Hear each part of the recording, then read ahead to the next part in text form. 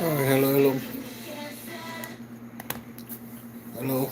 Welcome back. Snot Stations. Welcome to the channel.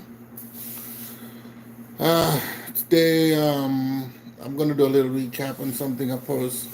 Well, I did took the video down because I didn't like how it was laid out, so I'm gonna redo it again. This one is about some setup, or if you want to use the word toxicity in the Bible. I think the story in the Bible is kind of toxic. You know, you're setting up people for arguments, you're setting up people for disparities, and then complain about whatever you're setting them up for. That's some toxic thing, if you ask me. So I want to expose some of the. I'm not going to go too much um, in depth into the Bible. We're going to stick to Genesis. We're not going to go like I want to pull a couple chapters, a couple scriptures, but I'm not going to go too far in. But there's a lot, but I'm just going to highlight in just a few. Started with Adam and Eve, right? Don't forget to like and subscribe. Let me go. Also, as the end of the video, during the video, let me know how you guys like it. Leave a note, comments. Don't forget to like and subscribe. All right, so here we go. Our first issue is the the creation part, right? After he created the earth, all the animals, birds, fishes, the stuff that crawls on the ground. Then he said, uh, in I guess I have to pull up the scripture, but uh, he said he said that all the animals was there, and then he made man and woman, and that's the first chapter. The first, I think they call it first Genesis, and then in the second Genesis, the first Genesis, he kind of just basically give a synopsis, if you want to say that, but it's almost like two different stories in a sense because the layout is different. In the second Genesis, he repeat the same thing, but in I guess a little bit more detail, if that's the case. Not still not enough, but just like a little bit more vague detail, a little more detail unvaguely. And when it comes to the part, this is the part that I'm concerned about. When it comes to the part where he made man, like for example, he said he before he made man, he said it was on the seventh day when he rested, right? Going back to the work day, which is Monday, I'm assuming, the rain came, and in the muddy ground or the muddy earth, he saw a face, right? And he created out of that shape of the ground, he created man. But let's go back a little bit in the beginning when he said he created, he had to create humans. He also said, let's create them in our image. He said, let's create man, he, them in our image. Now, in two different cases, he used the word them, and then he also man. And then later on, he said man and woman, but then he didn't add them into it. And then he also said, um, like I said, in the first Genesis, he said, let them go out and multiply. In the second Genesis, he said, let man and woman, right? So it's confusing, right? It's really confusing. So in the second Genesis is where the story really, really starts. So when he said create he them, or let's create man in our image, so he them, right, can live amongst along the earth and have rulership over all the animals. Who is them, right? And then again, the next part, when he said create in our image creating something in our image, it could be, I mean, people could translate it in like something that looks like me, but in my view, I can break that down in two parts. When you say like our image or like my image, it doesn't generally mean you're gonna look exactly the same. Something alike don't mean duplicate. It means similar but not duplicate. That's See, that's the thing about English. you know, if it was duplicate, then you'll be like, you'll be more precise, like just the same as, duplicate as, a copy of, right? But he said like, or image. So something that look like something, it's similar, doesn't mean exactly the same. They might have little changes or a little differentiation in the like, right? So that's one of my issues right there in terms of questioning. When he said like our image, what specifically, is it the copy of what they look like or a similarity of what they look like? That's one of my questions, right? The next part, and then the other question was when he said, let's create man, and then he said, let's create them, right? So what do he mean between man and them, right? Now let's go into the next part where he says, the rain came after the 7 day resting, and then the following day the rain, the rain was falling, da da da, and then he saw an image, of like man, and he shaped the man out of the ground, out of the muddy water, meaning like it's almost like the rain created the image. I got no wait. He saw an image in the mud, so meaning that the rain was falling, and in the puddle of water that covered the ground, the reflection of the water was I guess of his face. So when he said he saw an image of a man in the puddle, did he see a reflection of himself or shape of a human being? So he created the shape based on what he saw in the image, right? And then there come man. But when man was, then he created man. But the man was just a body, he was just a vessel. So he blew air into the man, and the man become alive. Or he blew the soul into him, as they say. Uh, Now, when you think of reality, no, I'm speaking reality because I don't, I value the book more of like a story, of a folklore of a story, not more of a reality. So, in present time, or in human terms, presently, when a woman have a baby, the baby is not. I mean, I guess it's alive, but it's not human alive, if that's the word. It's not. If it doesn't, once the baby, if the baby is inside the woman, and it is using fluids to maintain its function, like the lungs is full of fluid, right? Once the baby come out, you have to now transition to the air, which is oxygen in his lungs, right? So that's what God is saying, that the soul, the air that He pushed into the man that made from dirt is air, is oxygen, right? He's called that the soul, right? So was that a like I use the word Frankenstein, meaning that, if I was to really think about it, like damn, scientifically, they just made a man from mud, and they made him like human, and they blow air in his body. Now, does that mean God Himself don't breathe air? Or, remember He said like man, like is an image. Not to mention He said the image of the shape of a man, which is a reflection of what God looked like possibly.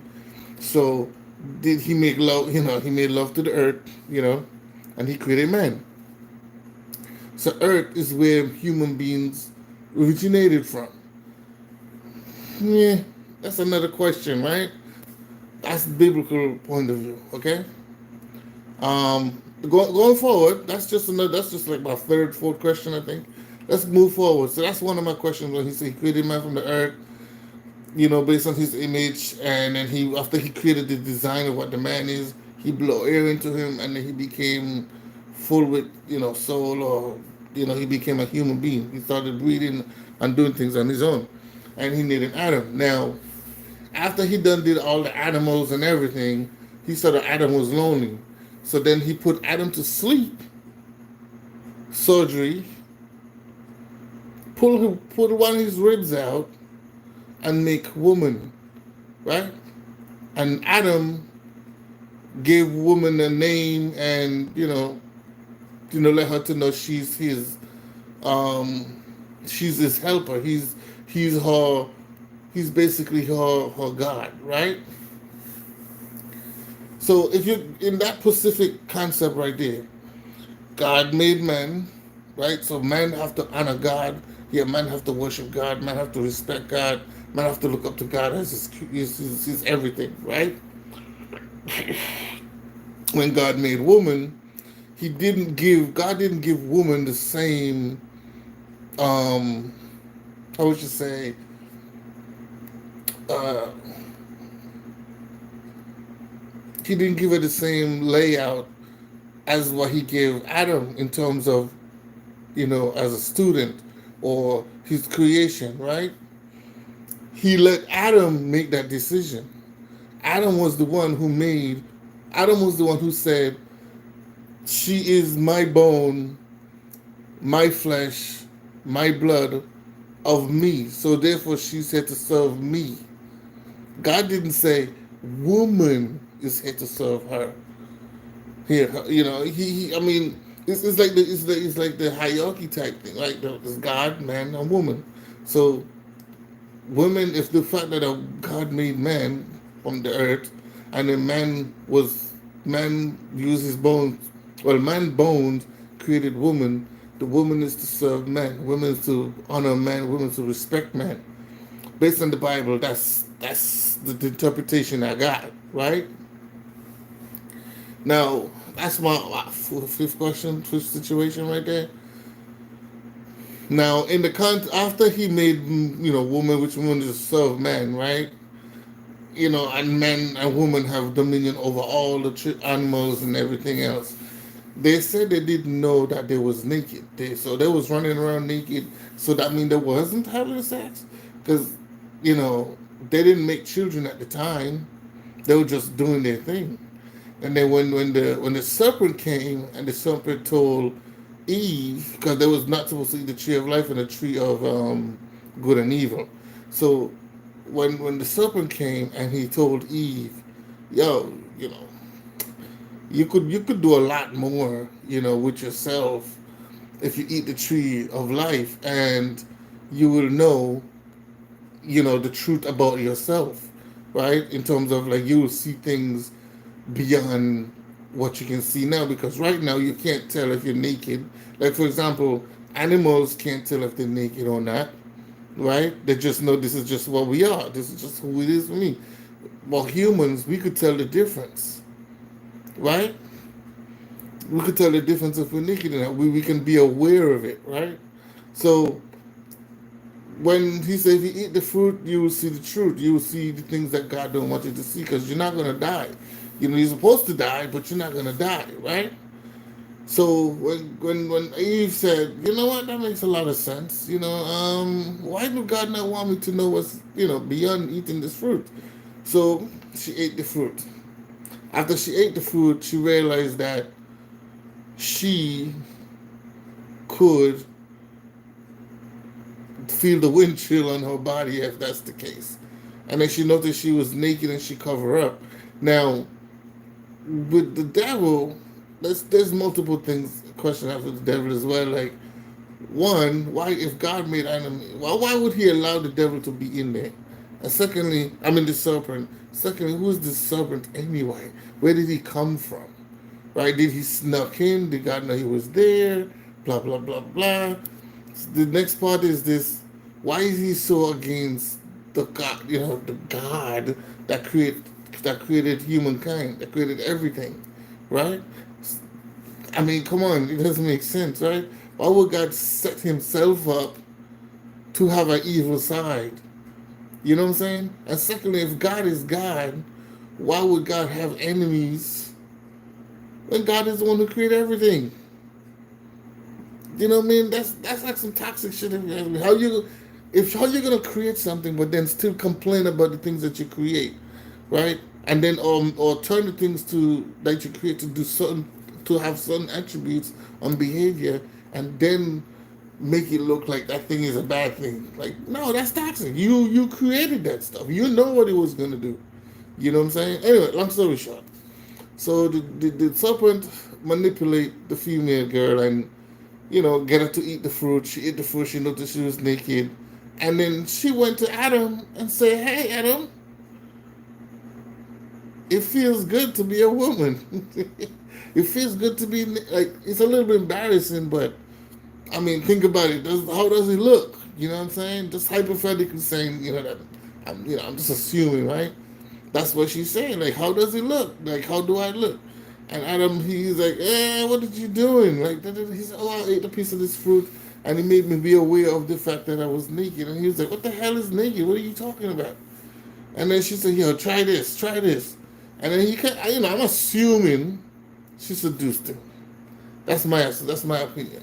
Cause ain't no Adam gonna be that easily rejecting God's words when he know he not supposed to. He more fear God than anything else, right? So if you listen to your father more than anything else, ain't no way you're gonna just ignore him off the bat. So she had to convince him, somewhere somehow, right? Solution. She a woman. She learned how to use her sexuality, so she used it. Adam ate the fruits. When God came, remember there's a lot of gaps. It's like there's like a lot of details missing, so we kind of have to like just kind of go with the story. So after he ate the fruit, he realized that he was naked, and he also covered himself up with fig leaves and so forth. And then God was walking in the garden one day, and then they heard him coming, so they decided to hide. And then that's another thing is God always know everything that's going on. So was it a test to see if they was going to eat the food, if they're going to live regularly without wanting to know more than what they know? Was it a test? And then argue with them, punish them as if they did something wrong? That's toxic. That's some toxic shit. Then after God found him, he told him, yo, you ate of the fruit, blah blah blah, didn't turn out to eat the fruit. And then I'm gonna start snitching, like, yo, she gave it to me. You know what I'm saying? She did some weird stuff and make me, I was intrigued by it. And then once I ate the fruit, I realized that I was naked as well. And then he, kind of asked for forgiveness a little bit, but God was like, nah, this ain't gonna fly. You messed up. You're gonna get banished from the Eden. So is your wife, and y'all gonna have to work hard, but he gonna have to work hard, and she gonna have to bear the pain of having birth and periods and all that good stuff. What? So to analyze how women get periods, God just made it happen because she went and did something. God, think about it, right? The serpent was a seductive serpent. It wasn't a regular serpent. It was a serpent to say, you know, there's things you can do as human beings that you have not felt yet, which was sexuality, right? Because how are you gonna multiply if you don't have sex to have children, right? And maybe God didn't want to tell him upright, like, have the birds and the bees conversation. Maybe he wanted them to figure it out, but he used the serpent to do it. You know what I'm saying? Go in that sense of like, let's see if they can use their own instincts and common sense to do the things that they want to do.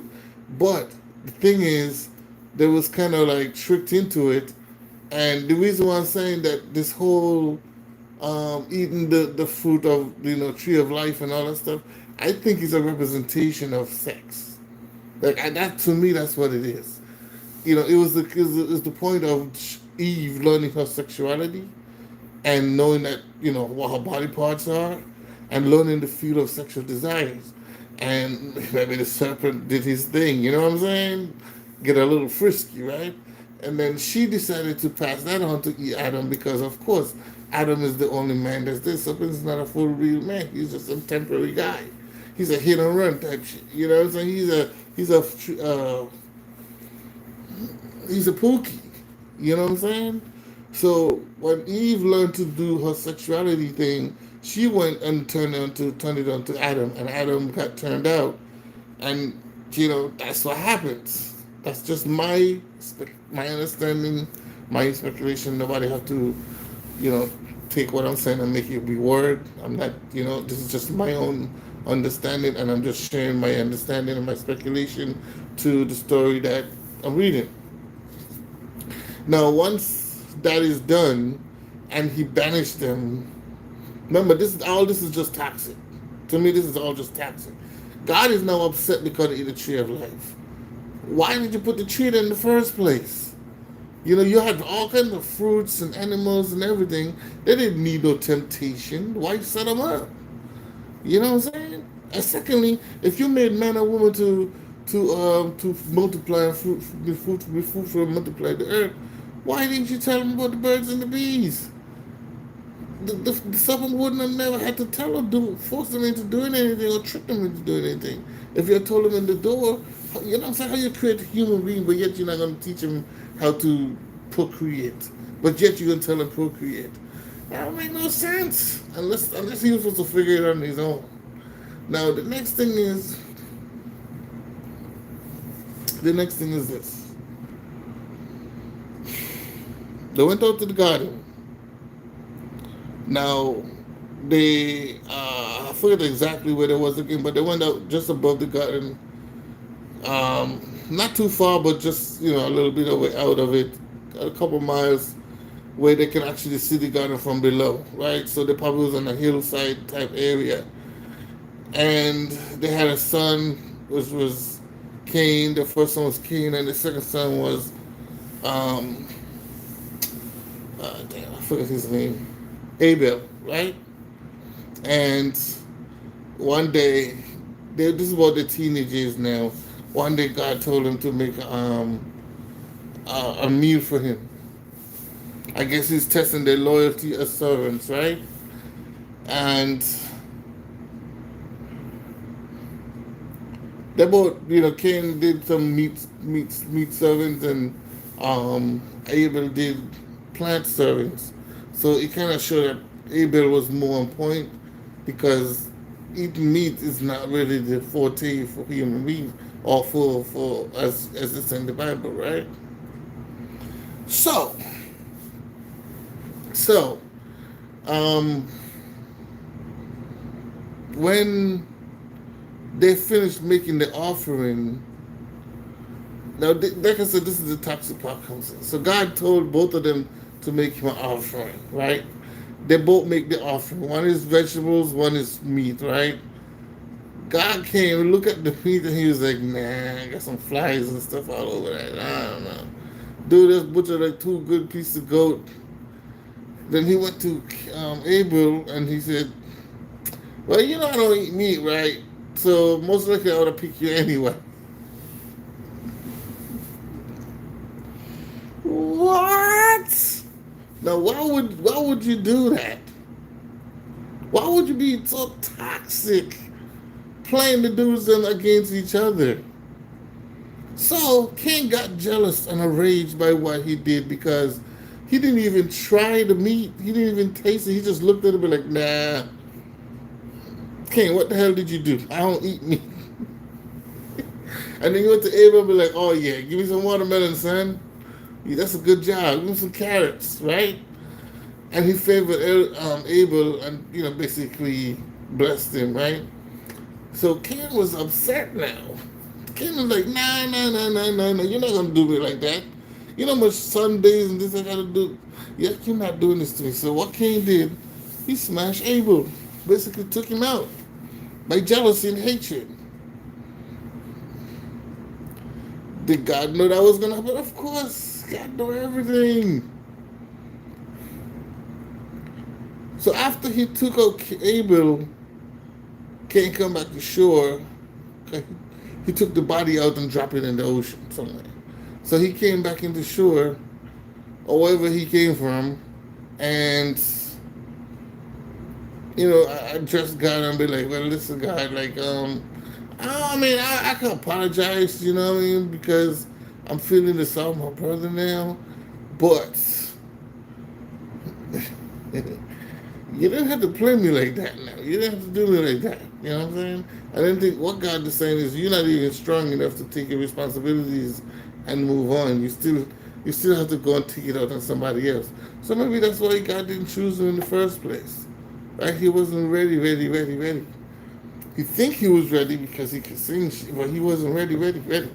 So God said, okay, since you feel like you have equal opportunities and everything, he gonna test. He gonna say, you know what, we're gonna have to banish you and let you go, away because like, I can't have you in the promise. I can't. Well, even though you're close to it, I can't have you staying here because you're a problem. God did not say, you know what, Cain, you're gonna get punished. We're gonna just put you back in the dirt and just start all over again. The same thing he could have did to Eve. Since Eve made a mess, he could have popped up instantly. Hey, what is you doing? Didn't I tell you not to do that? You gotta go. You gotta go. Right? But he didn't do that. He gave Cain some some leverage to go out and be multiplied. And then Cain had to multiply the Cain multiplied the planet Earth because he slept with multiple women and multiple children, right? Then Seth and Eve and Adam had, I think it's like one more or two more kids. I think it's four altogether. One was Abel, Cain, and the other one was Joseph. I think it was Joseph or something like that. And I think they had a daughter like a couple years, like many years later down the line. It didn't say much about the daughter, or it didn't say much about Seth either. But Seth had a couple kids, and anyway. So Cain, how Cain? Where's the no? When they said them in the Genesis, when they said he made them, right? When Cain went out, most likely Cain probably went into the whole them situation. So God probably just made a bunch of other humans from the earth, so Cain could have women. Now, did he create other men? I don't know. We don't know. But he probably did because Cain said, when he banished Cain, Cain also said, if anybody see me and they know what they have done, they might try to hurt me. And God said, nah, they can't do that. I'm the one punishing you. Ain't nobody could punish you but me. Anybody touch you, they're gonna wish they never did it. So that to me that's a blessing. Yeah, he got punished to banish his actual homeland and never to come back basically, and also to wander in the lands without any support from family or whatever. But Ken is a strong guy. He's gonna survive. He's gonna find ways to survive. You know what I'm saying? And that's tend to what That's just what's gonna happen. If he's a strong man, he's gonna survive. Now, the thing about finding women and having children, what Cain is a sinner. Not to mention Eve is a sinner. So every child that comes out of Eve, she's sinning, right? Because it is coming from a sinner. She now have to raise those kids to change them from the ways that she has had. So this is going back to the whole toxic thing. I'm saying is God is toxic. Like you're creating. You're not living in peace. You're not creating things in peace. He wasn't doing things in peace to create peace. To me, it's like he was playing a. It's like we're gonna make this fun because it's too boring if it works too peacefully. You know what I'm saying? So these are questions I have, man, and like, subscribe. I like, share, subscribe. Let me know what you guys think. If it makes sense, if it don't make sense. I would like to know if anybody can relate to what I'm saying. So appreciate you guys, and for the next video, I guess I'm gonna do part to this. I'm gonna do parts to this. I'm gonna do parts to good and evil. In terms of God picking and choosing what is good and what is not, and also playing a role on both sides. And that's toxicity, you know what I'm saying? And see how that works. And, basically just highlighting the ways how he played the toxicity in humans, in the way how in the human survival as well as his amusement. That's just how I view it, right? But anyway, let me know how you guys like the video, and we'll go from there.